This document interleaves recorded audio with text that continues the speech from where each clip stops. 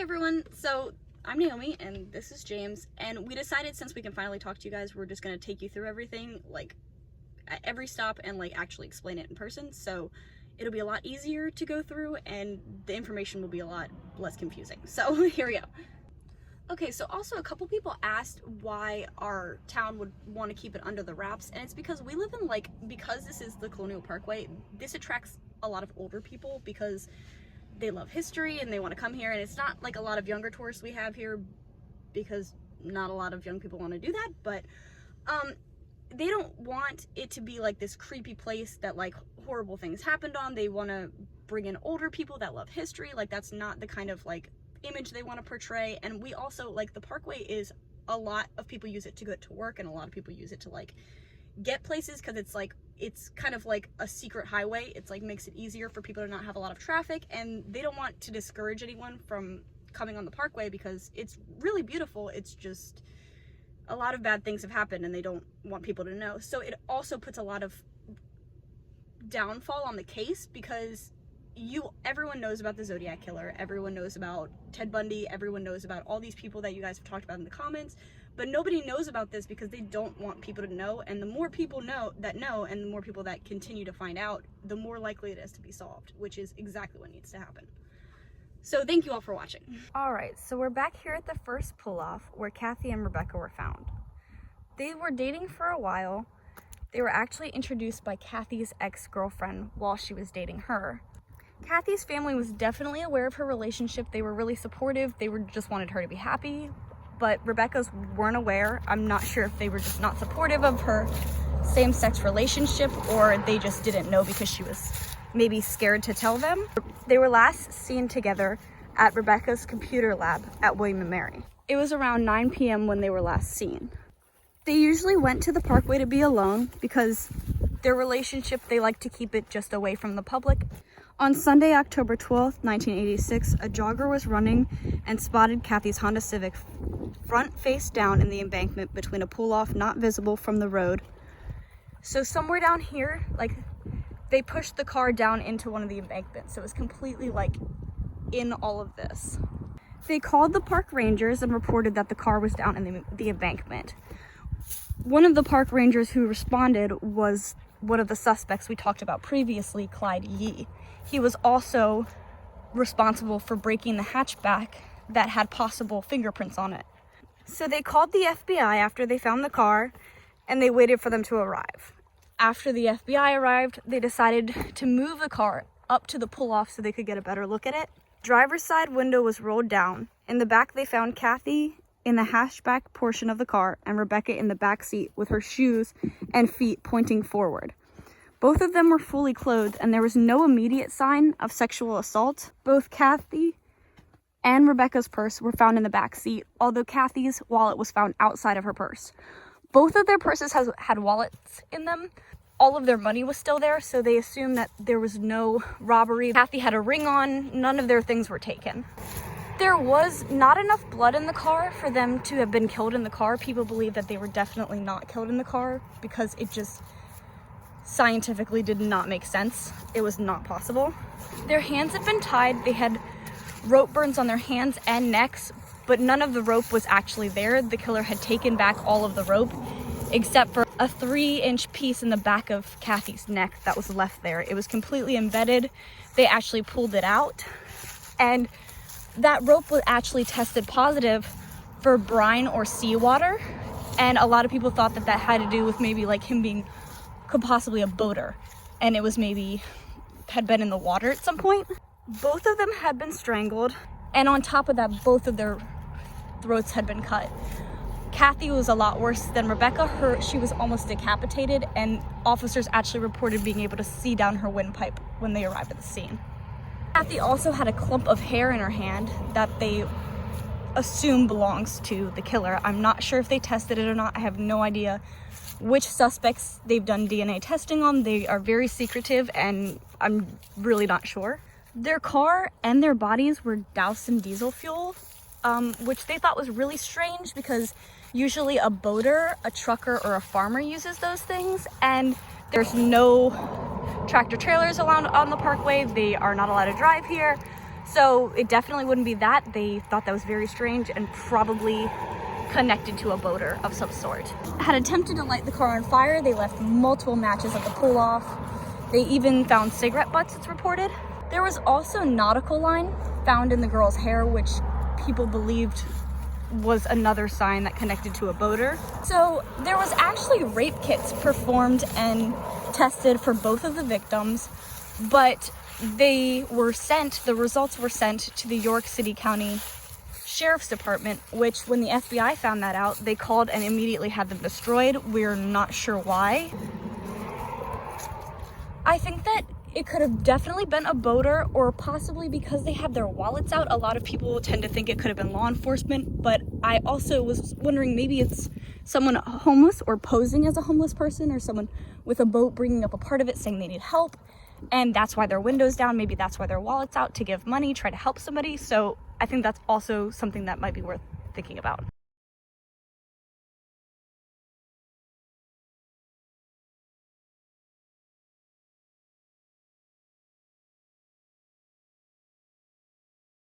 So we're now at the second location, which is about 30 minutes away from the Colonial Parkway, which is completely out of the jurisdiction of the FBI and the James City County Police.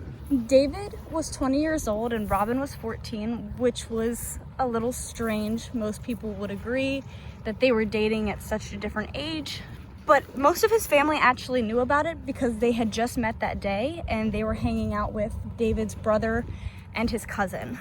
They had all gone to an arcade, and after David decided to drop the whole group back off at home, him and his brother went home, ordered a pizza. Later that night, he got back in contact with Robin and they decided to sneak out with each other and go to Ragged Island. On Monday morning, a cop noticed David's black Ford Ranger parked face forward, and he usually would back his car in, like people who really like their cars and they like to show them off. If you know anyone like that, they usually back their car into a space so you can see the whole front of it if you're pulling up. So everyone found that very odd that his car was just parked regularly, because that's not usual for David. The driver's side window was found down and the door was open. The windshield wipers were on, the keys were in the ignition, and the radio was playing. Now, David had actually rigged his car so that his radio could play while his car was off, so he could work on his car and he could clean it and do whatever while the car radio was playing. So he actually had it set that way. So a lot of people think that that's a big clue as to someone would have known that they wouldn't have put the keys turned in the ignition, because they would have known the radio could be on it anyways. Robin's clothes were found inside of David's car. They were kind of just placed randomly everywhere. Robin's shoes were found inside of the car. She had written on them, so her mom instantly was able to identify that those were hers. Bra and underwear were found in the car, as well as David's underwear. David's wallet was found on the dashboard. They towed his truck because they just figured it was someone who had just left their car there. Like they weren't really sure about the situation, so they just towed it. And after that, there was a really heavy rain that took place here. It washed a ton of the evidence away, a ton of things that definitely could have helped this case. On September 23rd, 1987, a jogger found Robin's body. Her jeans were undone. David was found shirtless yards away from Robin, and they were both shot execution style. David actually had an extra shot on the back of his shoulder. The case said that Robin had either had sex or been sexually assaulted before she died. She had possibly also been sodomized.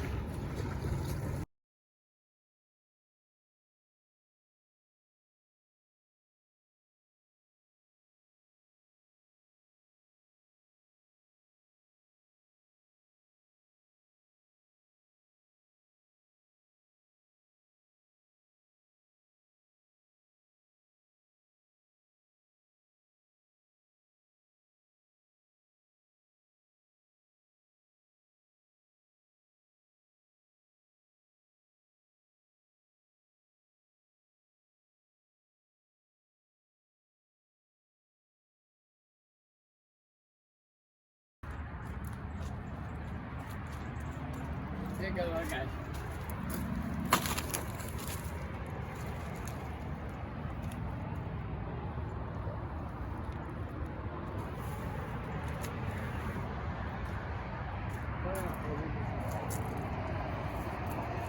This location is where Keith's car was found.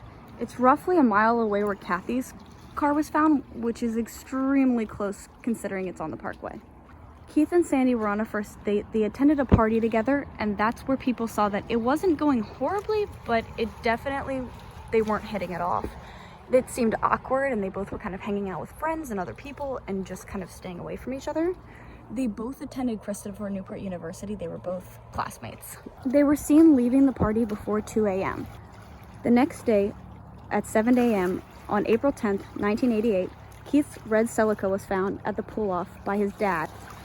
He assumed that he was just with a girl, so he just kept going to work, and he didn't see anything in his car. He even looked in his car to just see if he had left anything in there, and there was nothing in his car. At 9 a.m., a park ranger reported Keith's car as abandoned and towed it.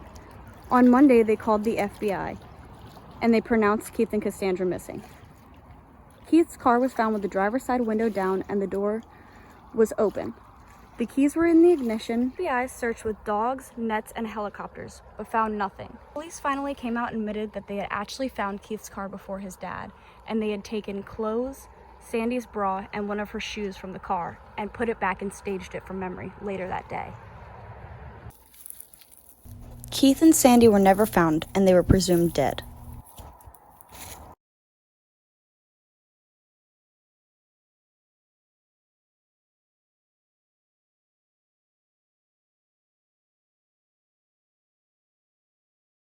This is the fourth location. It's about 30 minutes away in the opposite direction of the Parkway.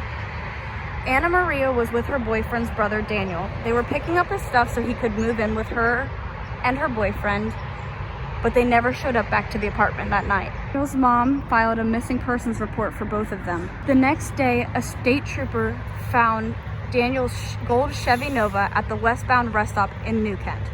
The car was going the opposite direction of where they were headed. The park ranger was about to tow the car when he got a report that linked the car to a missing couple in the area.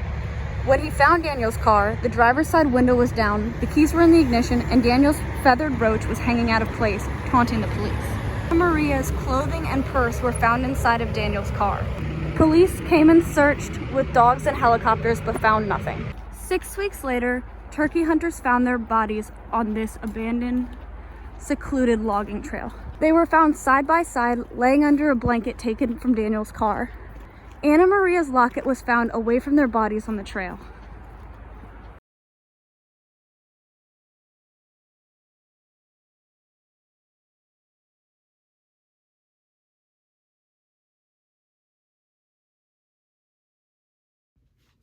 Alright, so now we're just gonna go over the suspects for you guys so we can actually talk them through and everything. So the first on our list is Ronald Little. Super sketchy looking because of all the shit he has. He was a 30-year-old convicted felon from New Zealand. He moved here and he started working as a private investigator in Newport News. He then started Liberty Security. He had the permit to carry guns. He hired lots of ex-police officers and police officers that just weren't getting as much money as they need. He also employed Robin Edwards' mother, Bonnie, during the time of the murders. And one of his closest employees dated Sandy's sister. In 1988, he sent out a bunch of letters to congressmen, local politicians, and media saying that the FBI completely came after him and that he was a suspect and they were like harassing him when the FBI wasn't even looking at him at all. He was then arrested on unrelated crimes in 1989 and he was deported back to New Zealand. The next suspect is Steve Blackman. This is the one that dated Sandy's sister, and he was very, very close with Ron Little. He worked at Liberty Security as well. He was a disgraced ex-police officer. His family also owned property that was right on the James River, so he had plenty of access to the water and the Parkway itself.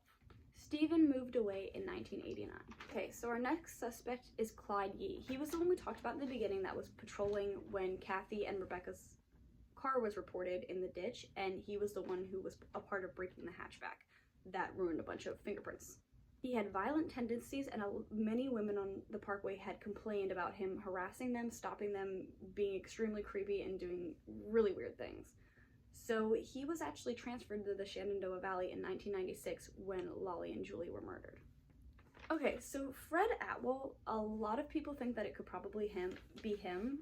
I don't think it is. I think it could definitely be, but I think that the most he's guilty of is being a really crappy person.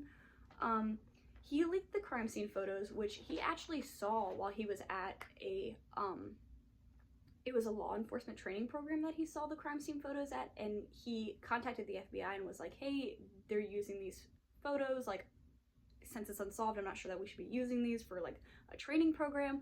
The FBI didn't do anything about it, so he actually ended up contacting the media because he wasn't sure what else to do, and that's when they all got leaked to the actual public. He then created a charity for the Parkway murder victims. He was going to donate all the money to a charity fund for them that was helping their families and trying to figure out what happened, and he actually ran off with all of their money that was supposed to go to the charity. And he was arrested for that. He was arrested for that and robbery of like $100 from someone. And he's supposed to get out this year. That we didn't talk about in our other videos is Michael Nicolau. I'm not sure if we're saying his last name right or not, but he lived in Charlottesville during the times of the murders, and that's probably about an hour-ish away from the Colonial Parkway. He worked as an undercover police officer. He was actually the main suspect in the Connecticut River Valley killings. They could never prove it was him. He was suspected of killing his first wife. Nobody knows what happened to her or where she went. He moved to Florida after that, and he killed his second wife, his stepdaughter, and then himself. And no one ever knows if he did the Connecticut killings or the Colonial Parkway killings. We've really enjoyed making these videos for you guys, and we wanted to kind of veer off onto other creepy things and like other murders and investigations and urban legends and all sorts of things like that if you guys are interested, so let us know. Bye. Oh, I broke so many times.